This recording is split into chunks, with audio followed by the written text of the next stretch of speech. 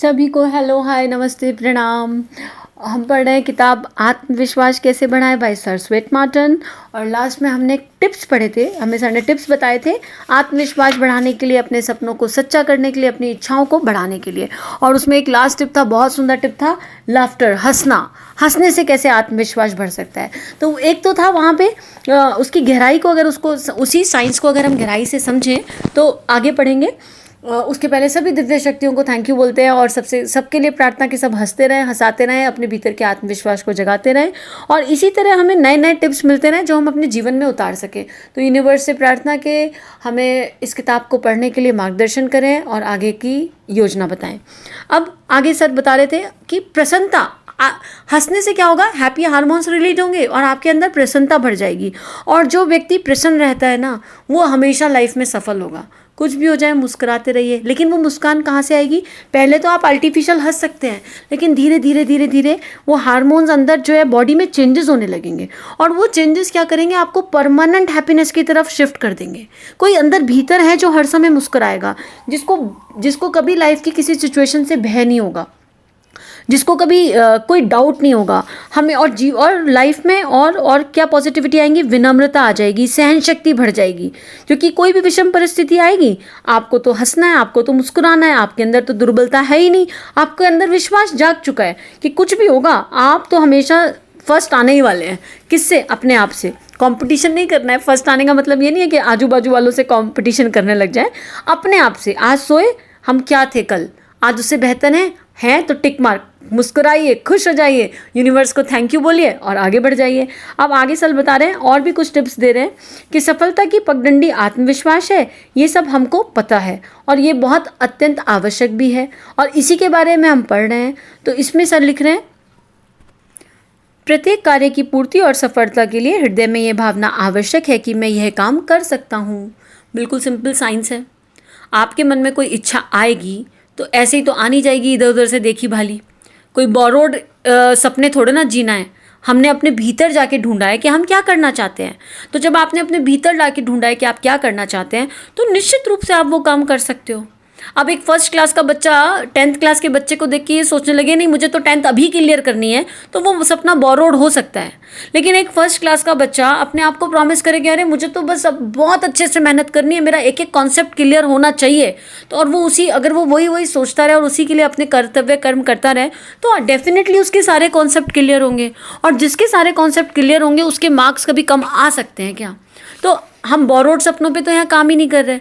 हम अपने भीतर गए, अपने भीतर से ढूंढा, सोचा, तो फिर डाउट कैसा? जब जो आप करना चाहते हैं वो आप ही का सपना है, आप ही की अंतरात्मा की आवाज़ है, तो फिर डाउट का तो कोई सवाल ही नहीं उठता। आगे अगला टिप है, श्रम मिट्टी को सोना कर देता है। बिल्कुल हार्ड एफर्ट्स।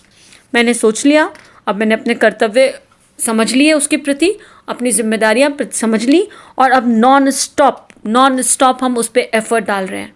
थोड़ा रेस्ट भी दे रहे हैं, विश्वास भी है, हैप्पी भी है और नॉन स्टॉप एफर्ट्स भी डाल रहे हैं। तो क्या होगा, जितने भी ईश्वर के ईश्वरीय गुण हैं हमारे अंदर, ईश्वर के पास जो भी गुण होते हैं, सद्गुण होते हैं, वो सब हमारे अंदर भी छुपे पड़े हैं। वो सब लेयर्स हटती चली जाएंगी, सारे सोए हुए गुण जाग जाएंगे।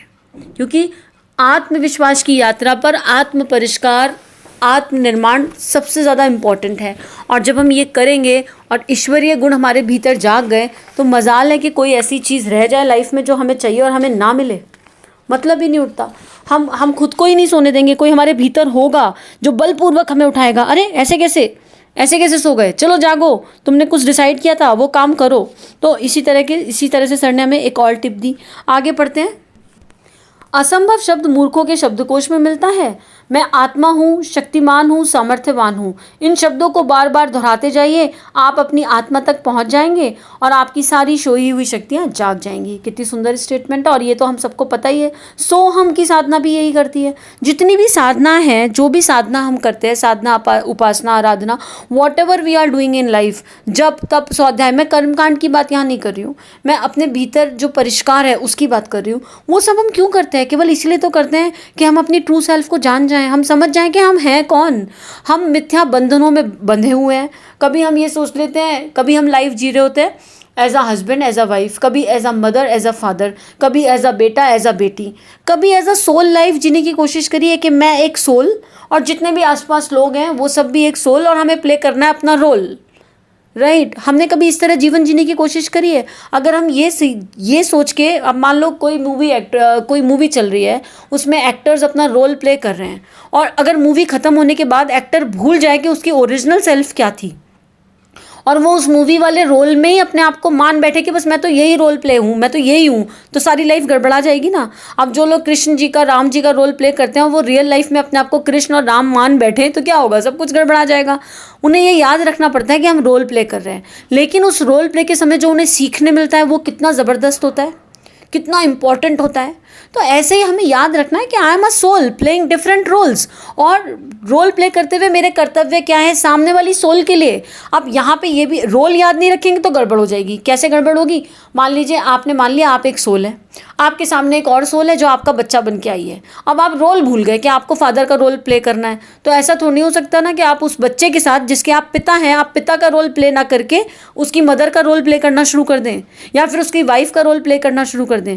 तो ये याद रखना है कि live soul to soul, play roles without expectations, केवल कर्तव्यों पे ध्यान रखते हुए। ये बहुत इंपॉर्टेंट कॉन्सेप्ट है और ये सर हमें सरल शब्दों में बता रहे हैं कि याद रखिए आप आत्मा है, सर्वशक्तिमान है, सामर्थ्यवान है। आगे लिखते हैं किसी भी तरह की असमंजसता से बचें। मतलब मैं ये करूं कि वो करूं, मुझे ऐसा करना चाहिए कि मुझे वैसा करना चाहिए। डिसीजन मेकिंग बहुत स्ट्रांग होनी चाहिए। एक बार अपने अंदर झांक लिया, एक बार डिसाइड कर लिया कि क्या करना है, तो फिर डाउट मत रखिए, डिसीजन लीजिए, फर्म डिसीजंस, और वो डिसीजंस आपके अंदर से आने चाहिए। जब वो डिसीजंस आपके अंदर से आएंगे फिर उनकी तरफ काम करिए। ज़्यादा से ज़्यादा क्या होगा, डिसीजन ठीक होगा या गलत होगा। गलत हो गया तो दोबारा एफर्ट लगा लेंगे, किसी का नुकसान तो नहीं किया ना, कुछ सीखा ही है ना। उस कार्य को करते हुए भी उस यात्रा में तो कुछ सीखा ही है ना। तो हमेशा ये सोच के चलिए कि जो भी निर्णय ले रहे हैं उसमें कोई असमंजसता नहीं होनी चाहिए, कोई डाउट नहीं होना चाहिए। एक बार निर्णय ले लिया तो उस पर काम कीजिए, करते चलिए। और जितनी ज़्यादा लोग, मैं ये नहीं कह रही हूँ यहाँ सलाह मत लीजिए, पर जितनी ज़्यादा सलाह लेंगे उतना ज़्यादा कन्फ्यूज होंगे। तो हमेशा सलाह लेनी चाहिए अच्छी किताबों से, जहाँ अच्छे सत्संग चल रहे हैं वहाँ से, जहाँ आपको हाई रेडिएशन मिलती है वहाँ से। किसके लिए कब भगवान कहाँ से उतर जाए, किस रूप में उतर जाए, हमें पता नहीं होता। इसलिए सबका सम्मान करना है, सबकी बात सुननी है। सुनते रहिए, पर अपने भीतर एक बार टेस्ट कर लीजिए कि आपके भीतर का सद्गुरु क्या कह रहा है। और भगवान किसी भी रूप में आ सकते हैं, ये हमेशा ध्यान रखिए। कई बार क्या होता है, हम अपनी ईगो के चलते किसी की बात नहीं मानते, अरे ये कुछ हमें समझा सकते हैं क्या, नहीं, ऐसा मत सोचिए। एक छोटा सा बच्चा भी कई बार जीवन का बहुत बड़ा सूत्र हमें दे सकता है। तो ओपन रहिए लर्निंग्स के लिए, सबका सुनिए, सलाह मांगिए मत, लेकिन अगर आगे से आ रही है तो सबका सुनते रहिए और एनालाइज कीजिए कि अपने जीवन में उसे कहाँ उतारा जा सकता है। अगला सर बता रहे हैं, गरीबी ही मन की दरिद्रता का सबसे बड़ा कारण है। इस पर सर एक स्टेटमेंट दे रहे हैं, जिसे इस बात का विश्वास है कि वह दरिद्र नहीं रह सकता, वह प्रयत्नशील हो उठता है, उनकी दरिद्रता अपने आप समाप्त हो जाती है। एक बात पल्ले में बांध लीजिए कि गरीबी हमारे मन की सोच है। हम मन से गरीब होते हैं। यदि हम मान लें तो हम इस गरीबी को उखाड़ फेंक सकते हैं और अपने भाग्य के निर्माता स्वयं बन सकते हैं। ऐसा कोई कारण ही नहीं कि इसके बाद हम कामयाब ना हो। कितनी अच्छी बात है, और इस पर सर कितनी बार बात कर चुके। क्या कारण है कि कितना बड़ा राइटर एक ही चीज़ बार बार लिख रहा है, क्यों? जिससे हमारे सबकॉन्शियस में वो फीड हो जाए, हमें अंदर तक समझ में आ जाए कि हमें कोई डाउट नहीं रखना है अपने ऊपर। हम कई बार सोचते हैं अरे ये तो सुना हुआ है, ये तो पहले भी पढ़ा था। सुन तो लिया, समझ भी लिया, इम्प्लीमेंट किया या नहीं किया, वो इम्पॉर्टेंट है। और इसीलिए जो महान आत्माएं होती हैं, जो कितने भी सत्संग सुनो आप, सब जगह एक ही बात तो कही जा रही है। कोई भी बुक पढ़ लो, सबकी समरी और सबका जिस्ट एक ही है। क्यों? हमें बार बार याद दिलाने के लिए कह रहे, तुम हो कौन, भूल गए हो अपने आप को, याद करो कि तुम कौन थे। क्या तुमने अपनी उस याद के प्रति अपने कदम बढ़ा लिए कि नहीं बढ़ाए? इसलिए हमें बार बार एक ही बात बताई जाती है, लेकिन हम फिर भी भूले बिसरे बैठे रहते हैं। और हमारा अहंकार कहता है अरे ये तो सुना सुनाया है, तो क्या हो गया? केवल गैप ये देखना है कि सुन लिया था पहले, तो ये जीवन में आया कि नहीं आया। नहीं आया तो मान लीजिए कि रिमाइंडर था जो यूनिवर्स ने भेजा है। यूनिवर्स के इस रिमाइंडर को ग्रेटिट्यूड दीजिए। ओह थैंक यू यूनिवर्स, मैं तो भूल गई थी, आपने याद दिला दिया, थैंक यू सो मच। तो आप स्वाध्याय का एंड करने जाएंगे आज के, लेकिन उसके पहले रिमाइंडर, सबने हंसने की प्रैक्टिस की कि नहीं की? अगर नहीं की तो अभी सबको हंसना है। चलो सब लोग हंसो, हा हा हा हा हा हा हा। घर में सबको हंसाना है, खुद भी खुश रहना है और सबको खुश रखना है। इसलिए सब लोग हंसते रहिए, हंसाते रहिए और अपने आत्मविश्वास को बढ़ाते रहिए। सभी को थैंक यू। इस तरह की और वीडियोस देखने के लिए हमारे चैनल को सब्सक्राइब कीजिए। आप सभी का बहुत बहुत धन्यवाद।